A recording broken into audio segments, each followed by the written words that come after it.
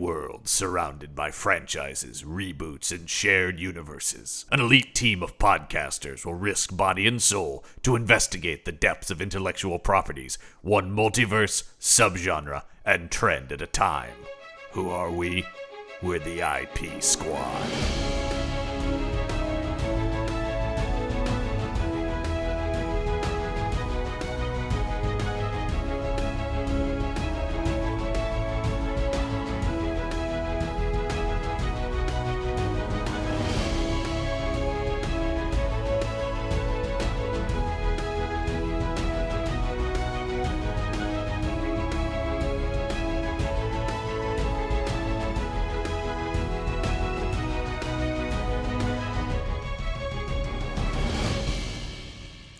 Welcome back to the IP Squad and our ongoing investigation into films based on the Sherlock Holmes stories.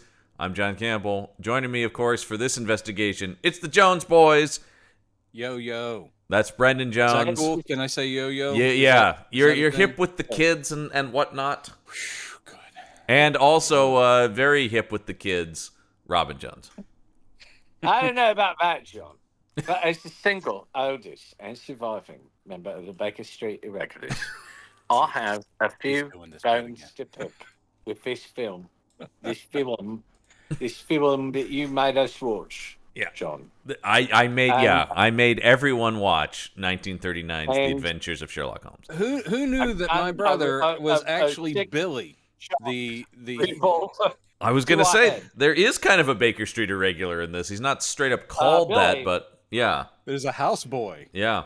Billy, one of the many things, because for a change, I'm sure Brennan did some reading on this, but I also did some reading. And I did as well. Because I noticed in the opening credits, which I'd never caught, that this was based on the play that I love so much, this 4-act play.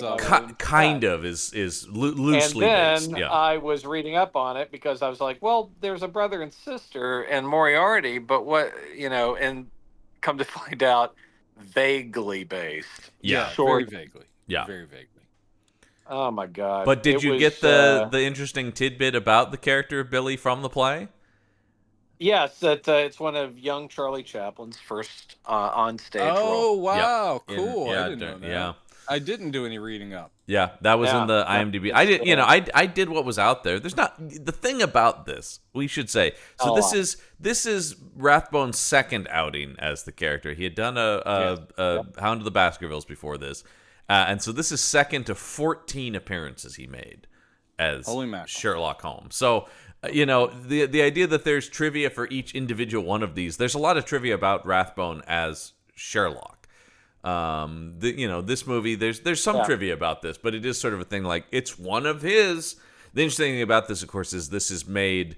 One of the things that I had forgotten about is this is one of the period ones because, of course, what came to be known of his movies was they were. Yeah.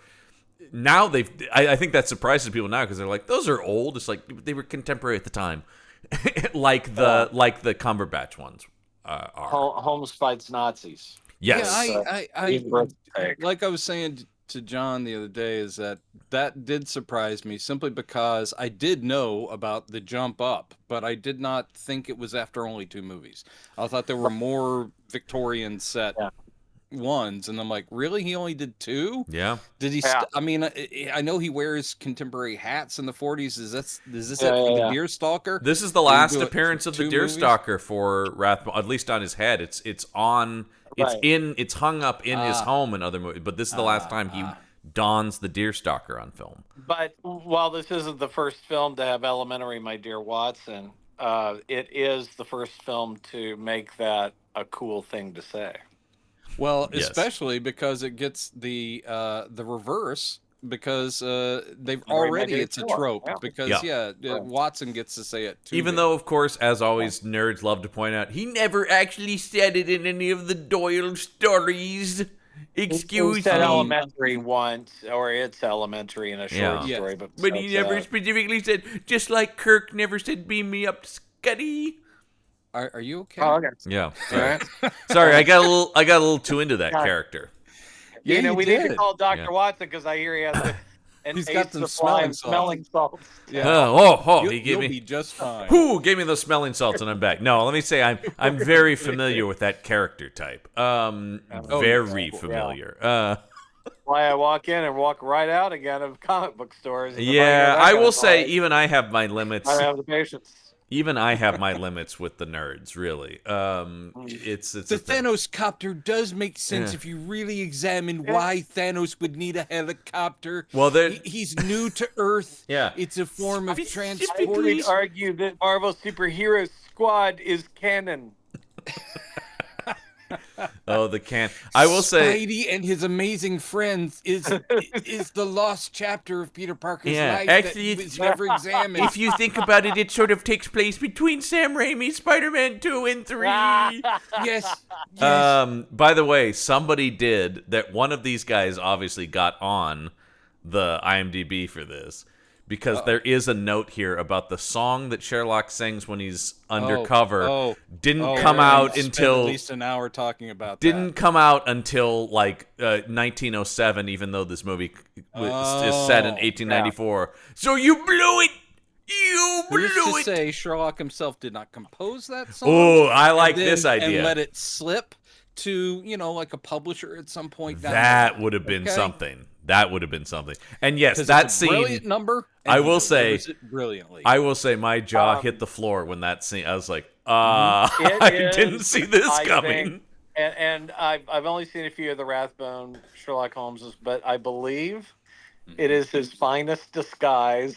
It is a pretty good one in the history of those films. Actually, I thought the makeup, which again, black and white helps, but the makeup wasn't bad. I was like, it was that's pretty good. Convincing. It convinced me for half a second. Literally, my wife walks in and goes, "Where'd they find this guy?" I go, "That's Sherlock Holmes." Yeah, because 9 times out of 10, sorry to have to tell you, but that is Sherlock. That is Sherlock. Having watched a lot of Sherlock Holmes, most of the time when he's undercover, it's like a nose or a beard, and that's other than that, he's Sherlock. This one, he really did go all. I was like, wow, he really like changed the shape of his face, and Rathbone commits like stinging. Rathbone commits like nobody's business, man. It's so good. I mean, let's talk about our friend Basil. I think it's okay. Let's do it because I would say. We've been avoiding it too much. For a lot of people, the definitive... We need to talk about Basil. Right? We need to talk... That's the alternate title of this. But I would say for a lot of people, and specifically people of certain generation, he came to define Sherlock Holmes. Yeah. Yeah. And as we talked about, like in terms of his look, his presence, it's interesting going from the Wantner on the last episode to this. There's way. I mean, and I thought Wantner had some good stuff in there, but all of a sudden you're just like, oh man, this is a Sherlock Holmes that just feels full of life and ready to solve a mystery, and this is leading man Holmes. I do think that Wantner, is he our first speaking? No, he is our first. He is our first speaking. Yeah. Well, John Barrymore series, did it as in the series, and he's. He looked like the illustrations, and he did a fine job, but his take was a chummier and also very laid back, pretty chill Sherlock. Yes. I will say this about Basil Rathbone I hope he loved doing this series, and I'm sure that he got a little tired of it towards the end. I mean, 14 movies is a lot. It was either this or Villains. Well, that's what I was saying. I think for him, what a great showcase, because he had just been Villains and he was great at them. Oh my god! But here, the intensity he brings to any of his villain roles, and also the action kind of stuff from his dueling and so forth, all of that is here, but it's contained just in that face, which is one of the all-time greats. I cannot look at Basil Rathbone without thinking Lamont Cranston. Sure. You just lose the accent. Say this, yes. Shadow. Well, I mean, that's anyway. So the line between a Lamont Cranston and a Sherlock Holmes face, that's pretty similar, It is about the Aquiline profile, Yeah. and I'm sure that William Gibson was probably, when he was writing the first Shadow things, was like, I want him to look Hawk-like. I want him to look like Sherlock Holmes, probably, and that's probably where that came from. Brendan, I believe if we go over the Walt Newton theory from Philippe Jose Farmer, they are really related. You understand? They are related. Perhaps not brothers, but no, they are cousins, definitely. Anyway, just like Sexton Blake and Nick Carter, they are all related. So this Savage and Tarzan. All right, gentlemen. All right, I have but anyway, so stop the bit. I think one of the reasons why Basil Rathbone is kind of the ideal is that he is closer, I think, to the book. Yep. The books, similar to what you would talk about Bonds. Like, this is a great Bond because he's bringing his own personality, but he's really embodying the character. Right. And the whole thing with Rathbone is, it's all there. The intelligence you buy. Yep. These aren't amazing scripts. Like you said, this is based on kind of one of the plays, which was based on a couple of the short stories. Yeah, I mean, we're really like the level from the Doyle material just has been watered down through 2 levels here. Yeah. Yes. I mean, he's not. He is a brilliant, detective in this. Of course. But when he sees that drawing, all I could think is everyone in the world would go albatross, and instead he's like, I believe it's from this family. Let's go to the museum for no good reason to point at us because we've got to get to a feature running time, folks. I think so. Yeah. So there's some stupid and you got things to have a few more scenes with Ida Lupino to justify what was probably. Even that's then, not a great part for her either. She was just weepy the whole time. Tried to put bombs in seats, though. Look at it, fellas. A couple of moments where she kind of looked off into the abyss. That I thought, well, there's why you hire Ida Lupino, right? She's fine in a pretty thankless role. She's filled with existential dread. I also think, obviously Rathbone. Well, I guess I'm dead now. Rathbone and I think you are. I'm so sorry. But like, basically, you've got Alan Marshall, who's just generic guy. Yeah. Well, I don't know about that. The character I like is her vociferously heterosexual brother, who is also one of the most subtle performers I've ever seen. He loves the ladies. His paranoid glances when he's walking down the street, they were so subtle. I was like, he's really subtle. No, he's literally. But we have come upon perhaps the part where it's Robin's hot take. Uh-oh. Robin's hot take. It's Robin's hot take. I just want to say, it gets not since Andrew Haig's film Weekend have I seen just a startling display of homoerotic scenes with Holmes and Watson. That scene in the carriage, the cab. I'm telling you. I'm telling you. When Watson starts howling because he called him an incorrigible oaf or something. Yeah, but then he pats him on the shoulder with a smile. No, he pats him on the leg. Listen, upper thigh, fellas. They must have cut before they started making out. Yeah, I think that was the point where even the very staid audiences of the day were literally chanting "kiss, kiss, kiss." I mean, I do think that there is obviously, and my God, I'm sure there was slash fiction of its day. That is baked in, right? There is this idea that they are soulmates in a way, right? Even if Watson's married, and even if it's an asexual relationship. There is a connection between them. Yeah, it is. It's the only person that can draw Sherlock out, and that's true in the books. Is the guy that really knows how to talk to him, right? Yeah. Talk to him. Yes. Yeah. And also be there to back him up. Now, here's the thing. I'm gonna back him up. I'm gonna just state it. I have no problem with Nigel Bruce. It is a disservice to the character. Yes. And Nigel Bruce is delightful. Oh, yes. Their chemistry is undeniable. And fun. And if he had just been Lestrade, I think it would have been a better gig. I think the problem I have is less with Nigel Bruce specifically than it is about how much this cast a shadow on the character of Watson. No, that so many people continue to play it like this. And once again, if you knew the books, if you're like, that's not no, it's not right. Right. What are you doing to poor Watson? No. But I remember. Okay, He's a very good guy, and you're hurting him. I distinctly remember when they announced the Guy Ritchie Robert Downey Jr. movies. When they announced that Nigel Bruce had gotten the part. No, I'll never forget. In 1938, I was like, Nigel Bruce. My what? No, but when they cast Jude Forget Law, about the Depression. I remember people This is talk. the worst thing to happen to humanity. How dare they? Curses. I'm 140 years old, folks. Oh no. When they cast Jude Law, I remember people going like, "Well, he's all wrong for it. He's like slender and tall." And just like, no.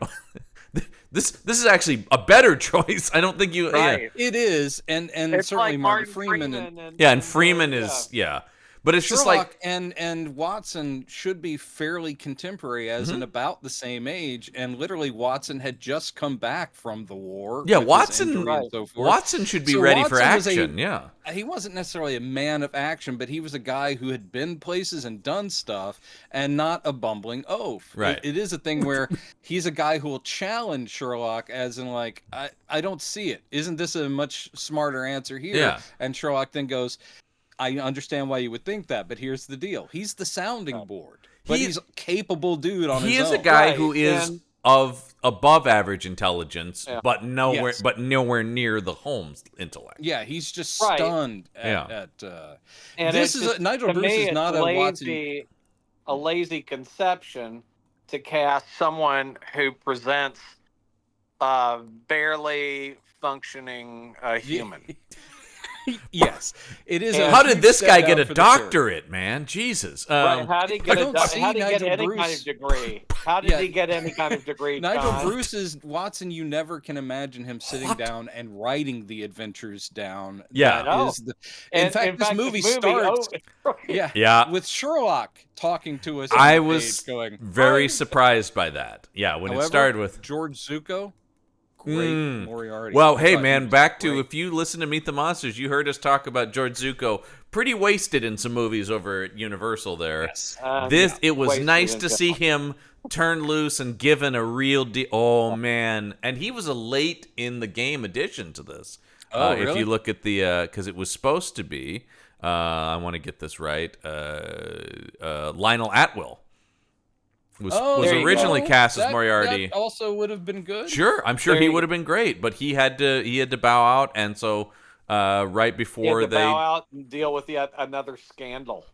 Oh, oh dear, Lionel Atwill, uh-oh, you rogue. yeah. Anyway, and so Atwell would later play Moriarty in Sherlock Holmes and the Secret Weapon with Basil Rathbone. So. Yes. Which similar And to you. Zucco would later play a Nazi spy who was not Moriarty in one of the later Rathbone Sherlock Holmes as well.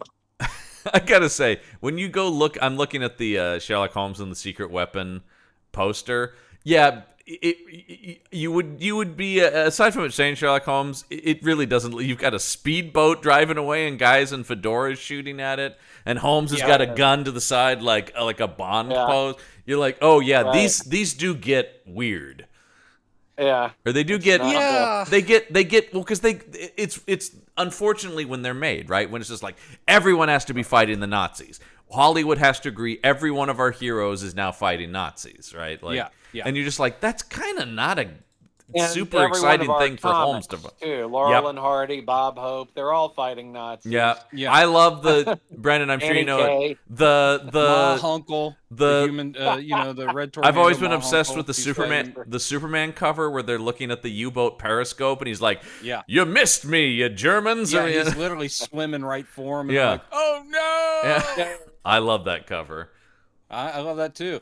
The one I don't like so much is the one that has grotesque caricatures of Yeah. Hitler and Mussolini and Hirohito. Yeah. And they're in one of those throw a pie at their face things. Yep. And Superman's like throwing pies at him. Because you go like, is that helping or is that actually really like disrespectful to this conflict? Also, the cream in those pies was replaced with cement. He was literally going to destroy their faces there. That's what you get for challenging the U.S. Japanazis or Ratsies or all the various little things whatever. like, No, boy. There's But a yeah, reason I Sherlock picked. is a There's a reason I character, picked this one of Rathbone, because I do think it's a snapshot of Rathbone as the character as you want him, not. He does run and chase. He's got a gun. He does a literally off the ropes kind of WWF thing down on Moriarty. Oh my God! Badass. Holmes has got a folding chair. This cannot be legal. Oh no! This cannot be legal. The ref better break this up. Oh dear God. Call the authority. Yes. Holmes is off the rope. I would have joined you in the steel cage, but they didn't let me in. They're holding Watson back. No, let me at him. Let me at him. Tag me in. Tag me in. Because that's the thing about it I'll is, give him the old one too.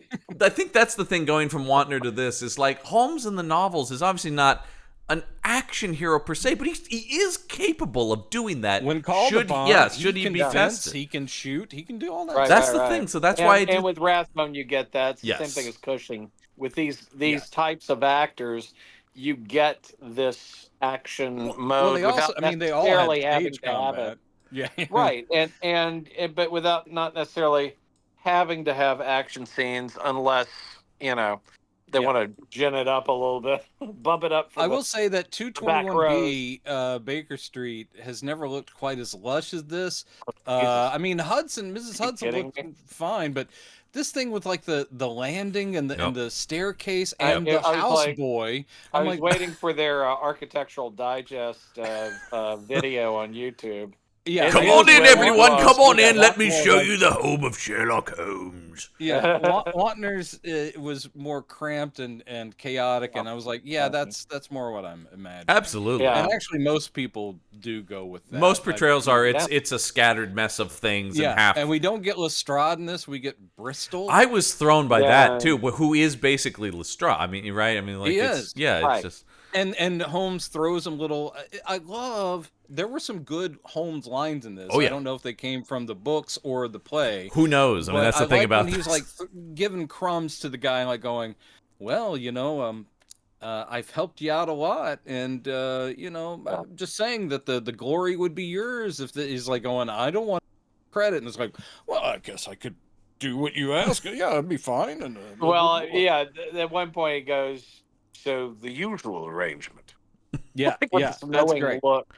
Yeah. I gotta say, that whole scene at the very beginning, and then they kiss. With the courts, kiss. Yeah, he and Watson don't kiss, but he and Bristol, they get hot and heavy. That room scene at the beginning, and then the cab ride is so great. Moriarty and Sherlock sitting there. It's like, I'll take a ride. And he's like, after you, goes, no, I think it's usually best if you go first. The beginning of this movie is with Holmes and Watson racing to the court where they're about to find Moriarty, not guilty. Watson. Oh no, it's not. Is it? It was Holmes and like some. Oh, and just a guy. Yeah, I get. Right. But anyway, but like just the idea that Holmes is like, we have to make it to. It immediately starts with such energy. We already are jumping in. He already knows Moriarty. He's already his nemesis. Like, I just love the idea. It's like, let's go. One thing that did throw that off, though, is that later in the in the movie, people don't, even before he shaves, people aren't recognizing Moriarty, haven't heard of him. I'm like, that seems to have been a pretty big court case. I mean, yes, photography, maybe not so much. Maybe there were courtroom sketches, but still, I'm sitting there going like, yeah, people would have heard of Professor Moriarty because that looked like a huge case. And I do love the whole thing of like, everybody, the jury and the judge himself, like going, you're an awful evil man and I hate doing it, but we have to let you go because we couldn't find the evidence. And the fact that Sherlock gets there too late is pretty great. It's like, I can destroy his alibi and and we never even know what this case is about, but it's just so shooting that he goes in, I can destroy, and they're like, sorry, but it creates this. I mean, one of the things I really, and one of the reasons I'm glad we did this one specifically is I love this whole tete-a-tete between them. It is so classic hero and super villain. Best things. This whole idea about like Holmes is like, I will catch him, and then Moriarty is like, oh, we're playing this game where I'm gonna do bigger crimes to make it. So, try to catch me this time, Sherlock. Yeah, you know? I love the bit later on in that where Moriarty's like going, you know what? I could see myself retiring. I'm kind of done with this. He goes, just for Holmes. Yeah. It's like that gives me energy. It's like I've already done everything I set out to do, but that game I have with him, I can't. He goes, what he actually says, it won't stop until the end. I mean, like, that's what we want. Good. That's the stuff that later will be what people love about Batman and the Joker, right? Where it's just like, I'm just doing it to piss that guy off. There's nothing wrong with you, Joker, that I can't fix. Yeah, with my hands. Oh, the best. Oh, come on, Frank Miller. But I mean, that's the best. Then he kisses him. Wait, what? Yeah. I mean, that once again, I will say people. I will say this. It's totally fair if you want to do that. I will say people read any kind of connection between characters as sexual in anything, no matter what. Yeah. Which is a little bit like, okay, the only kind of connection, and that Robin has pointed himself. Yeah. We need to get Robin and Elliot on a show together because our friend Elliot also always wants people to kiss. The Dark Knight, of course, Freaky Friday, any of those. Wait, okay. We don't have time to get into Freaky Friday, but yikes. Any connection between two characters, Green Lantern and Doiby Dickles.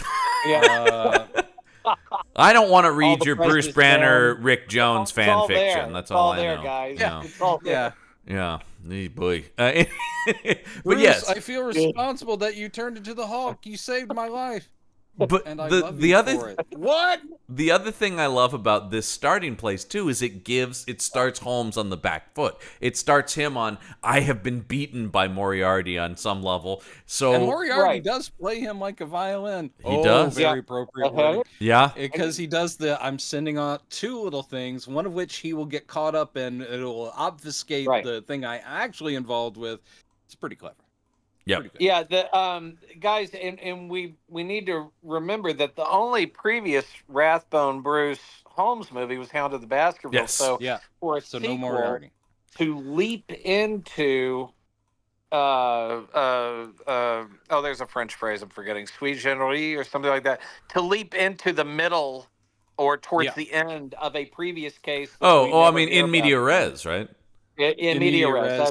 Yeah. So right there, this time you've eluded me. They get in the cab, a little bit of exposition and how much they hate each other, and then, I think it was like very good story structure for this. Yeah, very good. And it was my first clue that this wasn't going to be very much like the play, because the play starts with the sister showing up and wanting Holmes to help her out.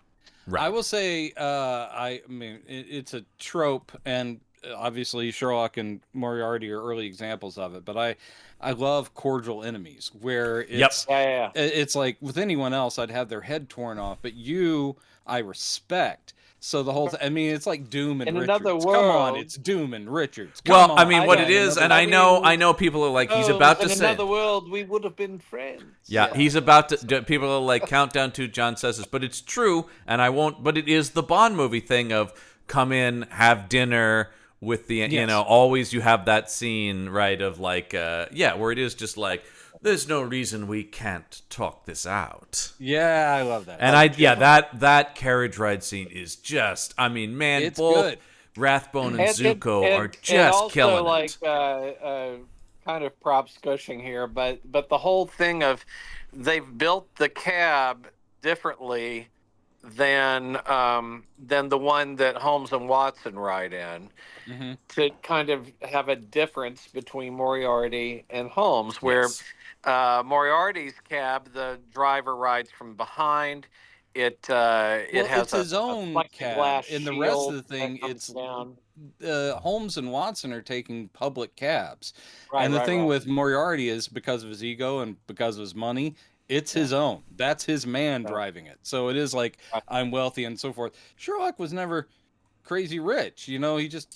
you also get the sense that live in leisure. Holmes just doesn't care about money. Yeah, he doesn't care about that. As long as he has the means to solve his mysteries, that's all he needs, right? I will say this, mainly because I guess there's at the time enough cachet with the character. I have seen Hound of the Baskervilles with Rathbone years ago. I will say they spent money on this. I mean, this looks good for its time, and the director's doing some really interesting. We should mention stuff with the shadows and. Alfred L. Worker is the director of this. Alfred L. Worker. A soundstage that's supposed to be like a foggy woods. And is this, by the way, is this the foggiest of foggy London towns? It's pretty damn foggy. Yeah, which I love. Of course, just the aesthetics of it. It is this idea of, it's a little bit of a comic booky London. It's not exactly a realistic. It being stage bound also adds to that. But I like that, where it is, Holmes is in a pulp. He's a pulpy hero in a pulp version of London. I do like, for American audiences, how they have to explain what the crown jewels are. Why, you mean these crown jewels? You know, in England they're like going, why are they even doing this? Over here, people are going, I always wondered what those were. Oh man, that's crazy. I thought it was a metaphor for a man's testicles, but now I see. By the way, this is the only one of these that Worker directed. He only directed this Holmes movie. Oh, very good. He did a fine job. He did a great job. That that Sherlock Holmes lives in Xanadu. You know, that was nice. By the way, I should also mention that Inspector Bristol is played by E. Clive. You don't get much more British. Well, you've been in a ton. We've talked about him a few times. Yeah. He was the burgomaster in Bride of Frankenstein, Brendan. Yes. And he was Constable Jaffers in The Invisible Man. Oh my God, Jaffers! He didn't know what he was up against. No, I think he was one of those guys out there with the spray paint. When they had their cans of spray paint, they're just like, "Is he over here? No. Is he over here? No." Human ropes. Yeah, they really had some tactics against that Invisible Man. Yeah, they were thinking. That guy played a really good kind of know nothing Brit. He's in. And I think they used every Brit in Hollywood at that time, right? Yeah, I mean, he's in some of the Tarzan movies, and in disguise as the music hall singer, the best, and the voice he's using when he's singing the song. Yeah, I was like, it's Martin from Dracula. It is. It absolutely is. I was like, oh my God, did he go over and? Oh, these people are crazy. She's crazy. Everything's crazy. Basil Rathbone, the asylum keeper at. We are obsessed with this character. Did he sing too in Dracula? No, he didn't sing. He didn't sing. He doesn't sing, but he literally does asides to the camera. Yeah, it is like going. These people are crazy. She's crazy. I can't believe it. He's like great. He's one Nigel of the best. Bruce's ace in the hole, which is ad-libbing while mumbling. Yeah. Could be that sort of thing, I suppose. Hello, Billy. How are you today? Yeah. I do like reading through the just the Wikipedia page about this whole film franchise of the Rathbone show. They talk about like so many people talked about, the actor who's come closest to the definitive Sherlock on screen is Rathbone. He is Sherlock, and then it goes, on the reverse side is Nigel Bruce, a more controversial take on Dr. I will just say, he got the assignment that was handed to him, and I like him. And I will say, the first couple movies, this being the second one, the age gap is not as noticeable here, and also he's not as chubby as he will get. Yes. So here, I'm like, almost, buddy. Yeah, I'm seeing. It's more in the performance. In a few films, he's going to be older and paunchy and just like, ooh. But he is boing throughout the movie. That is still the thing. He is to be. Nigel Bruce. I like the description. I agree with Brendan. I've seen Nigel Bruce in other movies, like screwball comedies and things from the 30s. Well, I never. And he's cast in the Nigel Bruce part. Yeah. Yes. All the time. Yeah, they're like, get me a Nigel Bruce type, and they're like, why don't we just get Nigel Bruce? And you're like, great. There's a great William Pell, Joan Crawford movie called The Last of Mrs. Cheney, and it has Frank Morgan, and you think Frank Morgan's going to be the Nigel Bruce, but then Nigel Bruce shows up. Bruce is like, excuse me, I believe I'll take this part here. Excuse me. guess I won't ad-lib as much. Well, all right. Here I go. I'm about to Nigel Bruce all over this thing. I won't ad-lib as much. Yeah. Is this I'll all the save whole that story? for Wizard of Oz. Did someone... Was this just your excuse to finally do that?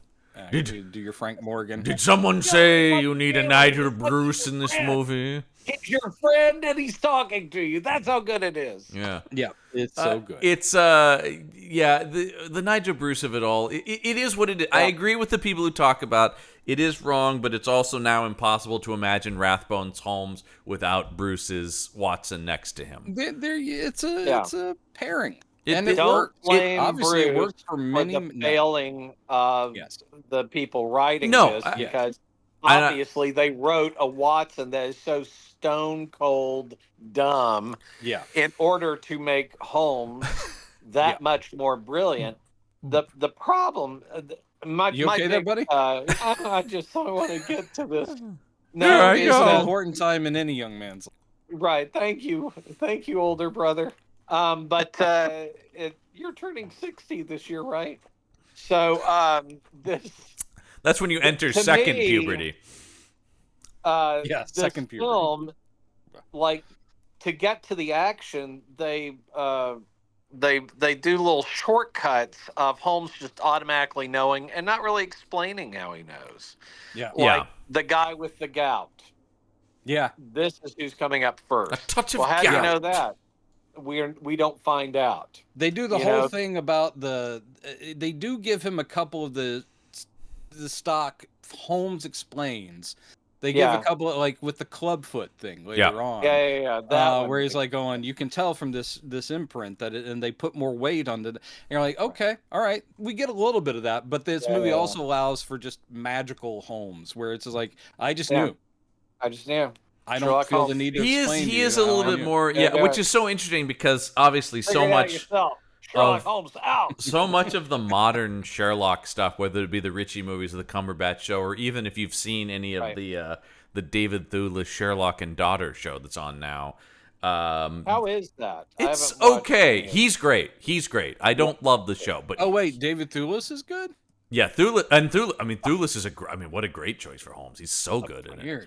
Yeah, he's really good. It's a joke. I love David. I love the Sherlock less. My review is I love the Sherlock less so the daughter. Not the actress specifically, but just that it is aimed at a younger audience clearly. But he is wonderful in it. But anyway, but the thing I'm saying before we go back, Thewlis kills it in the latest version of Inspector Calls. Oh yes, yes he does. Right. Here's the thing: you could end it at Thewlis kills it. Period. Yeah, done. Never seen anything where he didn't kill it. Kills it even when the CG is just not good and the ending of a movie is not. He's great though. He's great in it. But the thing I was gonna say about all of these modern things is it's so interesting you bring that because now everything is about. We have to show you this clue to this clue to this clue to this clue is how he put it together. We are so obsessed now with watch how his mind works because we can do things visually with it. So I just think it's very interesting. That's true. Yeah. It's very interesting. It is closer to the books simply because the books that is Conan Doyle showing off. Totally. And when you get to that stuff, you're like, yeah, more of that, please. How he put this to this. He really and this. like Doyle really makes it clear it's not a superpower, or I mean, it is a superpower, but there is a math to it. Right? It is. Yeah. Yeah. That's the genius of very good focus, and he's very well read. He knows a lot about specific things, but little about broad things. Because I just started back in, and I forgot in the first novel that he literally doesn't know astronomy to the point that he doesn't know that the Earth rotates around the sun. Wait, what? Yeah, and he's like, he's like, oh yeah, but it never bothered me about that because I never wanted to research that. And it's like, are you serious? I just like the idea of people reading it now and going like, I think this Conan guy's Doyle kind of pulls dumb. that back later, but the whole thing is that Holmes knows so much about specific things that anything that didn't tie in, he just doesn't know, including basics of astronomy. Interesting. Yes. Okay. Interesting. Doyle was stupid. That was a stupid thing. I will say, folks, if you don't, I will say, look up Doyle because right now. Doyle isn't interesting dude. He Yeah, believed in 100%. the paranormal. He believed in That I think is psychic powers, magic, ghosts, which I think and would fairies. surprise people who have just read the Sherlock Holmes stories, because it's constantly debunking that stuff, right? That he's like, Right. but in real life, he was all in on that. All in. And it was the part time it of was a spiritualism desperate at its strength. need. It was a desperate need to. I think it was his kid who had died or something. Yeah. He had a personal stake in it being real. And the idea He needed to believe something that wasn't church doctrine, but was still something above and beyond what humans but can he was perceive. friends with Houdini, who, of course, railed And then against they weren't that. friends. Yeah, I mean, another guy I'm endlessly fascinated by, Houdini, who'd spent, the later time of his life just going like, charlatans! Right. And then they also solve crimes together in that docudrama series. I actually really enjoyed that show. Doyle. I actually did really enjoy that show. I don't think Brennan, you remember when they solved crimes together? I don't think that's a docudrama. They solved a lot of crimes. Yeah, no, it's based on all real fact. That they at the end of every episode they said check our sources. They were Avengers of Injustice. Yeah, Houdini also teamed up with Batman at least once. Yeah. Oh So, yeah, he that did. is real. Yeah, he That did. was beautifully painted, and man, that's a throwback to the 80s. Anyway, I think they're doing a reissue on. of that. I think I just saw Howard they're Chaykin and reissuing John that, Francis which Moore. I'm thrilled Yeah. about. Yeah. Anyway, the Devil's Inferno. It's no, super. The Devil's. It's something like that. It's super fun though. Anyway, back to That's this my movie. favorite Elseworlds story. The ever. thing, Devil's Workshop. the other thing I like about this too, of course, is this idea that you are dealing with three mysteries that are one mystery, and there's Right, the right, way right, it gets right, into yeah. it and the way it's misleading, and it's like, oh, this thing You about think the bland lead is in on it, and maybe he's and then it's like, no, it turns out he was just trying to protect her the whole time. which I'm fine with him not being in it, because this guy's Yeah. so bland. He was bland guy. The best thing he did was play weak. Yep, it's true. He's real good at that. Yeah. He was a very weak person in that show. It's true. I mean, it's I can't watch. It seems like I can't watch a movie from this era where there isn't one guy who is just, hello, how are you doing? I'm this guy in this. I'm stock guy. I'm contract player. Brennan, Yeah, those are the Brennan Freddies. used to. Your Brennan Freddies, used yeah. to refer to actors like that. Usually, it was in theater that Brendan was doing as stage furniture. There you Where go. They call present very well. They know how to move. They can say the lines. Yes. And that's all you're getting. And you're left with absolutely no impression. We called None them whatsoever. Freddies on the Meet the Monsters podcast. They were our in every Freddies. one of the Universal films, there's the characters you care about and the tragic sometimes lead, like a Larry Talbot or whatever. But then there's the supportive friend who's there through the whole thing, who's going to end up with the girl at the end because the monster has to be destroyed. And they're almost always just bland. Yeah. They're the Freddies. Yeah, I mean like, that the Lugosi Jonathan Harker is a total Freddy. These guys. Yeah. Right. And by the way, if you're one of our patrons, and if you're not, you should be.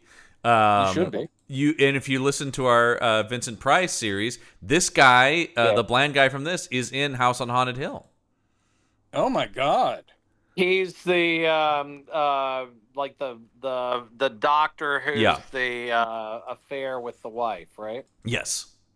Yeah, I mean, I at thought the very beginning of the movie, where it's like, well, we'll bring them over here, and there's I hate you too. Yeah. That thing where they're all poisonous toward each other. Uh-huh. Yeah. But what I like about that is maybe by he that developed a personality later in his a little bit, but I like that. I like that alcohol. that's years later. So he's segued to being the older guy, and there's a different bland Freddy in that movie. Because the young guy in that movie is dull as dirt. Yeah. Oh God, yeah. And we did mention Ida Lupino, but I want to underline that even though she's not given a lot to do, there's great moments where she's kind of, and I joked about this a little bit, but just kind of staring into the abyss. Yes. No, And She's quite haunted. The lighting and the cinematography is matching that by bringing in shadow to erase everything else around her. John pegged it there. She's really good at having a haunted expression, and the whole thing about the fact that she comes to Holmes, but even so, she's pretty much like yeah, we're all gonna die. This Right. is how Yeah, they got my dad. it is And just then like once the brother's gone, she's even worse. She's like, she got does. another letter. I Yeah, guess she it's me actually. I think next. she does play that pretty Yeah. well. The progression of the doom creeping in And on he's her. trying to go like, no, I will not allow it. No, You did a great job with my brother. yeah. I mean, it's and obviously He's this dead. is What'd this you do is I for guess him, I'll Holmes? start the opium addiction now. this is fairly early-ish in her career, or at least before like a lot of the stuff I know her from, like All They the Drive by noir. Night and High Sierra and stuff like that. Yeah, High Sierra. yeah. Oh, High Sierra is such a good movie. Yeah, they brought her in because she is British. She was Yes. lived in London until she was a teenager, and they were was a desperate for musical Brits in this thing. family. We need. Yeah. Who's British? Is anyone here from Who's England? British? I don't Anyone act. Who here- can pass? Who's Come on able to in. pass? Yeah. They're like, hold on, that boom operator is British. Get him in here. Yeah. Come here. That's a real accent. I don't care if you can deliver the All dialogue. right. You know. Afraid, just say, what's all this then? We've talked about when he does his musical performance, but just in general, that there's a Yeah. fancy party in this. Oh, I love a 1930s movie, Fancy Party. Can't have enough. Yeah. Yeah. With, you remember with, that showdown in Werewolf of London? Now that was a party.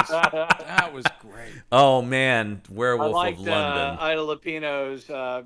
Surely he's heterosexual friend who's yes, I love this Spanish American think- band. I The think Latin that American friend. band at Gauchos. I think she met him through her brother. That's all I'm I think saying. so too. They were good Why chums. are you so down in the dumps? Listen to that I miss delightful my brother as music. well, Dig but that funky still. music. Yeah. White girl. Hey, Let us cut a rug in half, even. Yeah. Dudley. There's. I say Dudley. Snidely's tied Nell to the tricks again. Is that Although what? that, of course, would be Eric Bloor impression, who is not Yeah. the same. Yeah, I will say, is that William Austin? I think is that actor. sure. Let's go with Because that. I'm just his IMDb photo is amazing. It's just him I like how he's wide-eyed, like not even introduced until that scene. Oh, And then it's God, just sort yeah, of like- that reads. John, yeah, that reads. yeah. He's just That makes wide-eyed, sense. like a wow, Bong. and he's I'm supposed to kiss a girl? he's in something else with Basil Rathbone called The Flirting Widow. Oh, one of the best. That's the one where this widow is she's like, The Flirting Really Widow, you flirtatious. say? Say, Yeah. say, Nigel, have you noticed that the widow is a bit, what's the word, flirtatious? I feel like this guy, the vibe he has in this movie is he gives this same performance in everything, right? Yeah, so yeah, it's just like, absolutely. oh Yeah, dear. Oh, yeah. I'm just glad she has a friend to bond with at a ridiculous garden party for Sure. socialites that has a music hall performer that is the Yeah. world's greatest detective. I mean, but once Right again, The after the fact that there was a cowbell. music number in this, I was like, well, that's the time period. Yeah. no, I will say the There's second no the reason it band should have well, and there's certainly no reason it's as long as it is. We hear the full song, you know. Right. I will say the Like, second the band started up, it is like, oh yeah, it's a 30s movie. Here's our musical break. It's they panned expected. across and Harpo was playing the harp. You're like, come Might as on, well. guys. By the stop way, it. I'm throwing that guy's IMDb photo in the chat. Oh, okay. Check it out, So our fellas. listeners can All enjoy it. must see it, yeah. Oh, wow. Wait. hold The on. mustache and the eyes. Oh, that's too well, That is. I never. That was the photographer going, go as big as you like. Yeah, Big as you like. Show me what you got. because that doesn't look like it's from a movie. It does He look. moved he moved the camera back to another room. Well, he doesn't have that mustache in this movie. No, the mustache really adds to no, it. he's younger in this movie. Yes, he is. But I just like the but idea that anyway. he is just like, well, I wah. Aw. That was the expression he made when Holmes came out as this. Yeah, guys, if I mean, watch this movie in general, but Yeah. my God, the scene where Rathbone is all in the little skipping dance that he's doing. You're Oh, like, God, it's so holy great. God, there's Another no. thing that I like about it, even though it makes no, it fits. I guess it fits in the story somehow. Well, it because does he's so- spying and. But I will But say, the did he have to go? Did he have to be the performer? If he just showed up in disguise as a guest, But as a I mean, performer, he could have come out and that's how played the bastard- violin or something. Holmes is- that's true. God, some of it, So I guess they were thinking, Rathbone likes to do these crazy disguises. We did it in Hound of Baskervilles. We'll do it in this. It'll be a thing. I think it is, again, for him, like, it's just another showcase. Like, you guys only know me from this, but look what I can do. And the guy can do song and dance. Yeah. I didn't know that. I'm watching this. I don't think he got a lot of opportunity to do that throughout his career. No. I can't think of anything else really where he does that. Because as we bring up, in most things, he's such a bastard, right? Like, Not really much of a Sheriff of Nottingham chance. Oh, well, they cut that song, right? They cut his song. They didn't give a musical number in The Court Jester, and I believe that is a shame. But that is a shame. That is the one he that would have killed it. They also cut his song from Mark of Zorro, right? He had a whole tap dance number in that. That got cut, and Tyrone Power's like, he's upstaging me. He's upstaging me. Yeah. Plus, he's doing a ridiculous Spanish accent. Actually, he didn't. He didn't. No, he is. Think a lot of. He is Basil Rathbone to the end in that movie. Who's the alcalde in Zorro the Gay Blade? Oh, that is Ron Liebman, of course. Ron Liebman. There you go. That's Ron he Liebman, would have done a musical number. Yeah. Well, yes, of course. Yeah. They're running and jumping and running and jumping and. No, you've got to swing your hips like this. Swing your hips like a lady. Good God. Went for broke in that performance. By the way, we're not recommending Zorro the Gay Blade. No. There's a lot of problems with it, folks. Save it for our Zorro season, fellas. Bunny Wigglesworth. Yeah, I do remember thinking that movie was the funniest thing I'd ever seen as a kid, though. Sure. Love at First Bite. Both of the I love the George Hamilton movies. Is a comedic genius. Freaking a dog with a bone, that dude. Yeah. All full 100%. Oh, commits like nobody's business, of course. But yeah, so it ends. Artie Johnson said I could go bigger. So yeah, we get this. The whole thing is leading up to this heist of the crown jewels. The Eye of India. Yeah. Well, that's what they think it is, but Star it is of India. The Star of India. Yeah. Okay. But I mean, there's these constant misdirections, and they're like, "Oh, we prevented the fight," but "Oh no, that was actually part of the plan." And like, I love all. It's like, "Oh, we recovered the emerald, the Star of India." It's like, wait, hold on, but oh no, he's got the keys to the Tower Jewels and. I do like when he sends Watson to hang out with the military guys. So you just have Watson going, well, Moriarty won't be getting in here anytime soon. And Moriarty's standing there in front of him, and all he's done is shave off his beard, and he's like going, can I see your identification? And Watson's like, I'm Dr. Watson's like, yeah, I need to see your identification. He shows it to him, and he goes, I assume you want to see mine? He's like, why, yes. And he looks over, suppose I do. I do. Good to me. I do like idiot. I do like when he good. enters the scene. Zuko enters the scene, and the lights come up on like his hat comes up, and the lights come up on his face. I was like, oh, this is their big tie-dye moment because it pays off why he got a shave in the first place. Yeah, we got the shave, and man, I will say this about Moriarty: he's very cruel to his butler. Yes. But weirdly, very okay with a guy who just supplies his own incidental music.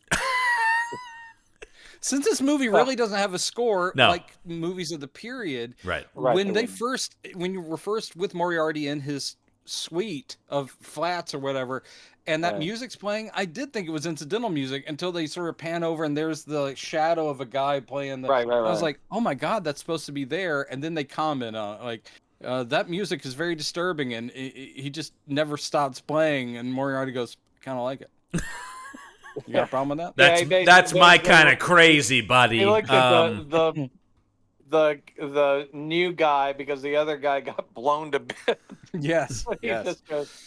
He just has this expression of Moriarty. Well, I will also say Moriarty's butler is not the brightest bulb as well, because he's like, I don't understand, sir. Why did you shave? And he's just like, so no one will recognize. Yeah. Oh. He's like, think about it. He goes, oh, so no one will recognize you? Bingo. Yeah. Huh? Yeah. This is like Luther hanging out with Otis and Miss Tessmacher. Oh, it's like, 100%. come on, man. Oh, gee, Mr. Moriarty, I don't understand why you. Are we going to the fancy ball, Mr. Luthor? Yeah. What? Why? Yeah. Every one of these supervillains is issued idiot henchmen for some reason. Because they're also 287. they're completely yeah. What does the number 200 have to do with you and me? Yeah. It's your way to my IQ.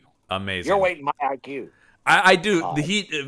Hackman's Luthor does get in some sick burns on Otis in that. Oh my God. Yeah. Yes. Anyway, Go sleep on that Luthor. I think that's a great Luthor. Anyway, there's a lot I like about that Luthor, and some stuff I don't. Is how I would say I feel. I About it. understand. Yeah, I understand. I love Hackman in the part, but yeah, He's got the best lair in yeah, all agree. time of history. I do agree with that. It's a killer lair. Anyway. I also love that this movie ends in a real Holmes and Watson as like buddy comedy. Yeah. And Because they pay off the flies and They pay off the fly thing. by the way, the fly thing comes back in a Guy Ritchie movie. He lifts this right out of it into I don't remember which one it is, but in one of these there's a scene of Holmes doing it's the first one. Oh, is it so the first one? So we will get to that then. That this scene is in there exactly where he's got the flies and the thing. Bling, bling, Well, bling, I will bling. say I thoroughly enjoyed. Longtime viewers, remember, this will come back. Yeah. Okay, I will say I thoroughly Store enjoyed dipping into. The I will say Rathbone it makes me era. go like, I mean, this will be the last Rathbone we talk about on here because we're only doing one, but like it made me go like, I need to watch some more of these. Yeah, even 'cause if he's some of great. the later ones are maybe not as great as What scripts. is the one everyone says is the best? Is the woman? Oh, The it's Spider Lady, Spider Woman, no, it's Gail Sondergaard, the woman in green. The woman I in think green. it's the woman in green. yes, Is the one that Yes. people go like that is the best Rathbone. I think that is the one people Um, like a lot. But I felt the same thing. Definitely throw down some more Rathbone. Ooh, that sounds Absolutely, terrible. yeah. I don't. Sorry. I think, Sorry. unfortunately, due to Friend. the fact that these were made by different studios and rights of old stuff, I don't think there's like a definitive box set of these. Unfortunately, Yeah, it's like with the Marx Brothers, where different studios own Right. different Right. eras. and so that's a bummer. I would like to be able to just I have two Marx Brothers boxes. Yeah, me too. I would like to be able to have. Exactly. I would love to be able to have just a box set of all the Rathbones. I would buy that. Yeah, if that'd be somebody made awesome. that happen. Yeah. But instead, yeah. And the other thing is because of that as well. John. Sorry, yeah. I'm just so upset about this. Some have been restored. Like I have a Blu-ray of this and it looked really nice. But then other ones are in like public domain shitty quality. Right. So that's another thing Yeah. that's kind of a bummer too. Is some of them have gotten nice Blu-ray releases. Other ones look like garbage. It's unfortunate. You get what you get. You do get what you get. So- And this so is good though. obviously, This is well Yeah. worth your time. 1939. Where are we moving to next, John? We're jumping. Hey. Well, first off, let's do our business that we Oh. have to take care of here. Do we do highs and lows here? We'll do highs and lows, but I'm going to give you a snapshot of the 1939 box office as well. Doing our business got a little too uncomfortable because I kept thinking of pet training. Let's talk about what the Right. highest grossing films of And after Brendan said throw a wrath. 1939. 1930, the highest grossing films of 1939. Gone with the Wind, Wizard of Oz. 39 Wizard of is one Oz, of the, yeah. the Yeah, well, years of you film. nailed two of the top five. Number one is Oh. Gone with the Wind. Number 5 is Wizard of Oz. I think we're gonna know all of these Green movies. was my valley. No, but Capra's got a big one out this year. That's number 2. Mr. Smith Goes to Washington. You got it. Mr. Smith Goes to Washington. I do like though. Here's the thing about the top 10 or the top 5 of 1939. Gone with the Wind, 18 million. Then number 2 is Mr. Smith Goes to Washington, 3.5 million. Like it's just Gone with the Wind, and Gone almost with the Wind nothing is else matters. The movie, yeah. Yeah, it's so I'm gonna guess Stagecoach. no, but another Western. Jesse James is number 3 with Tyrone Power. Speaking of Tyrone Power, Yeah. and Henry Fonda. then number 4 we have it's a Mickey Rooney, Judy Garland. It's Babes in Arms. Oh, Babes in Arms. Yeah. Big-ass girl crush. So that's Okay. it's an interesting top 5 there. Gone with the Wind, Mr. Smith Goes to Washington, Jesse James, Andy Babes Hardy in gets Arms. drafted. No, that was a couple years later. Yeah. It was Yeah, They call us babes. Andy Hardy comes back with Shell Shock was the one I thought Yeah. was a little too far. I was holding his I was holding his head in my hands. That's the one where Mickey Rooney's like, I want to do something real, for God's sake. There's still blood under my nails. There's still blood under my... Andy, you've been back for months. Oh, God, Judy Garland's like, but you've been back for months. You know what would make you feel better? A song and dance number. I don't think so. Yeah, not this time, honey. Not this time. All right. Date some girls? Not really, no. No, not at all. Not at all. Not anymore. All right. I'm not leaving the room. It's safe here in the darkness. Let's finish up with some highs and lows as usual. Okay. All right, here's a high. This comes to us from Ron Oliver, IMDb user Ron Andy Oliver. got his gun. All right, Ron Oliver calls this, the title of his review is A Classy Crime Caper. I'm just having to move on, fellas. Yeah. The Adventures of Sherlock Holmes takes him into deadly conflict with Britain's most dangerous criminal mastermind, Professor Moriarty. 20th Century Fox takes us back to the foggy London streets of 1894 in these exciting exploits of the world's most famous private consultant detective. The production values of a high order and the story based on William Gillette's stage play, as we talked about, Basil Rathbone and Nigel Bruce return as Holmes and Watson, perfectly portraying that legendary literary partnership with good grace and cheerfulness, Rathbone allowing some trace of humanity to infuse Holmes' cerebral haughtiness, and Bruce bumbling and big-hearted and acting the embodiment of a staunch companion and friend. Unfairly relegated to sixth place billing is George Zucco. I did also notice that. He is deep in that cast list for being the main villain. That, man. Yeah, that is a weird choice. This is a three-hander, my friend. Yeah, I mean, it's no offense to Ms. Lupino, but of course, yeah. Anyway, he presents us with a consummate villain of enormous intellect and subtle nuance, a monster passionate about his exotic plants but indifferent to human life. It is highly enjoyable watching him plot a dastardly crime while engaging in a masterful duel of wits with Holmes. The other roles are also very well cast and highlight some fine British character actors. Lovely Ida Lupino as a young woman frantic over an unknown evil stalking her family. Handsome Alan Marshall. Yeah, I mean, I'm sure he's handsome, but yeah. Dignified Henry Stevenson. E.E. Clive is the dog in him, but he just keeps going through anyway. Some rather brief performance also enhanced the whole. He talks about some more actors. Two lighthearted moments especially stand out. Rathbone delightfully in disguise, and at the very conclusion of the film, Watson definitely turning the tables on Holmes. And then he talks about this was the second feature. Anyway, 10 out of 10 stars. Pretty much, agreed. Let's talk about, I thought, there can't be a 1-star review of this, can there? Oh, but you found one. Oh, I sure did. This comes to us from Kurt66831, who titles the review, Dreck. Beautifully photographed, melodramatic claptrap.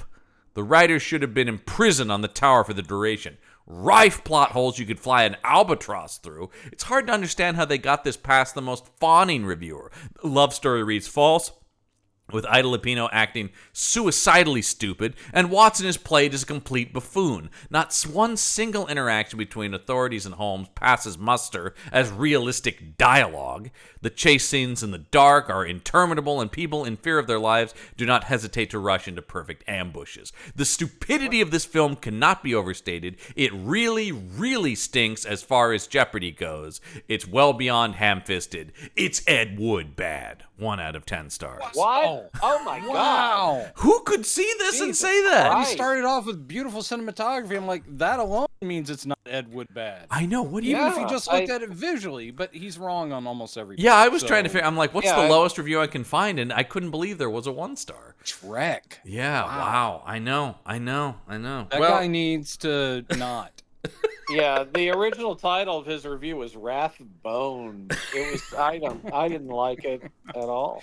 Yeah, this guy. And the first one was I've got a Rathboner, and I'm like, that's not. Don't. Come on, man. I don't need to hear it. We all stand a Basil. Well, I will say, as you asked before, Brandon, we're jumping quite a ways before because I think.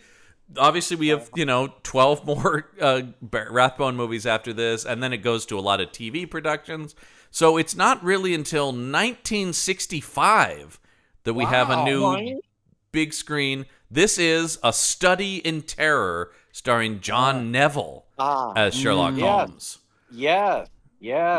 Indeed, yeah. I've never seen this. I'm very I excited don't about think seeing it. I've ever seen as well. I will say the poster is very interesting because it's clearly cashing in on the Batman craze. Oh. Because They're he's like got the it's film Sherlock Holmes with a gun and it says pow, biff, bang, crunch. Here comes the original Cape Crusader. Oh, jeez. Yeah. And as the poster declares, Sherlock Holmes meets Jack the Ripper. And this will not be the first of the clearly not based on one of the classic stories. And this is probably the first of 18. I was going to say we're media where it's like him versus Jack the Ripper. Yep. Okay. 18,000 versions of this. Yeah. It's we'll definitely get at least a couple during our run here. What him a terrible versus. poster! It's a really bad poster. It's a really bad I'll poster. be interested to see how this compares to Murder by Decree. Because I love that movie too. I would think that I don't believe I've ever seen. Once again, I don't think I've ever seen this. Maybe on cable at some point or something. No, but first time I ever saw John Neville in anything was Adventures of Baron Munchausen. Yes, which I love. I mean, that's certainly what I associate. Become of the Baron. Great, but I mean, I will say, similar to beautiful lady. Looking at Neville in the coat and hat. I mean, he looks great. He looks great. He's a good-looking Sherlock. He looks like got a Watson that looks capable. Yes, in this we do. We also are going to get a young Judi Dench in this movie. Are you serious? Yeah, we get a young Judi Dench. In there. I think you mean a young Dame Judi Dench. I'm sorry. Hear you take away her title. Or as Steve Martin once said, that damn Judi Dench. To which Alec Baldwin, no, Dame Judi. Oh, right. Very good. We'll also get our old friend Frank Finlay back. There we go. Yeah, he's playing Watson. He is playing Lestrade. Lestrade. Yeah. We get Donald Houston, who I don't know offhand, though he's been in a bunch of stuff as Dr. Watson. So, I'm excited to see because I don't know it. Looking forward to it. I will say it's going to be a shock of the new because this is in vivid color, Oh, whoa. Yeah. Thanks for the warning. Yeah. Because get ready. I have to wear my special vivid color glasses. Yeah. Having those seizures. It looks. I will say it's not a Hammer movie, but it does the look old very. comes back, doesn't it, Brendan? Brendan, it does look very hammery, even though it's not a Hammer movie. It does look very hammery. It looks very hammery. That rich 60s. This was only 2 or 3 years after Hound of the Baskervilles. Which, of course, right? if you want to hear us talk about that, you want to go over to our Patreon page. Thank you, Robin, for. That actually is a good time. Head over to was a decent Hound of the Baskervilles. Patreon.com/punchup. That's punchup ENT. You can hear us talk about that and a bunch of other Peter Cushing movies and all kinds of stuff from all the shows on the Punch Up Entertainment Network. Are we doing Peter Cook and Dudley Moore? We sure are. We definitely are. Oh boy! Yeah, and we will be doing Adventures of Sherlock Holmes' Smarter Brother. We're doing that. Yes, of course we are. Yeah. All right then. We'll also be doing the last Cushing Sherlock Holmes movie. Much older. John Mills, right? Yeah, the much older one. Or he's much older, I should say. So anyway, head over there. You can also check us out on YouTube, youtube.com/@punchupentertainment. All kinds of cool exclusive stuff. Like, comment, subscribe, do all that. But gentlemen, as always, it's been a pleasure. And until next week, the case file is closed. Elementary, my dear John.